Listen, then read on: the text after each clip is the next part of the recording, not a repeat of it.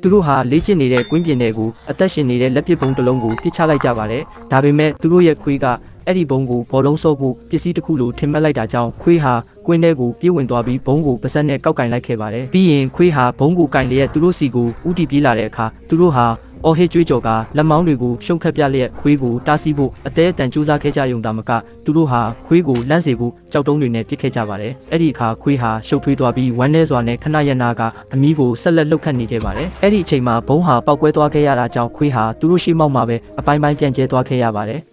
လေရင်စီးရင်နားထဲမှာပေါက်တန်ကြရတဲ့အကြောင်းရင်းလေရင်ဟာအမြင့်ကိုတက်လာတာနဲ့အမျှမိတ်ဆွေခန္ဓာကိုယ်အတွင်းကလေဟာမိတ်ဆွေနားစီကိုတွန်းကန်လာပြီးနားစီတွေပောက်ကွဲသွားမလို့ခံစားရစေပါတယ်။ဘာလို့လဲဆိုရင်အပြင်ဘက်ကလေဖိအားဟာလင်းမြန်စွာကျဆင်းသွားပြီးအဲ့ဒီဖိအားဟာမိတ်ဆွေနားစီနောက်ဘက်ကလေအိတ်ငယ်ကိုထိခိုက်စေတာဖိအားကွာခြားချက်ဖြစ်ပေါ်စေပြီးနားစီကိုအပြင်ဘက်သို့ဆက်ထုတ်လိုက်တာကြောင့်ဖြစ်ပါတယ်။ဒါပေမဲ့နားစီအမှန်တကယ်မပေါက်မီမိတ်ဆွေလေချောင်းနဲ့ဆက်သွယ်ထားတဲ့ပြုံငယ်တစ်ခုကဖိအားကိုညီမျှစေဖို့ပေါက်တန်လေးနဲ့လေထွက်သွားစေပြီးတော့ညှိပေးလိုက်ပါတယ်။လေရင်ပြန်ဆင်းလာတဲ့အခါမှာလည်းဖိအားပြောင်းပြန်ဖြစ်ကနားစီဟာအတွင်းဘက်ကိုဖိခံရပြန်ပါတယ်။အဲ့ဒီအခါအဲ့ဒီပြုံငယ်ကလေပြန်ဝင်လာပြီးဖိအားကိုညီမျှအောင်ထပ်မံညှိပေးပြန်ပါတယ်။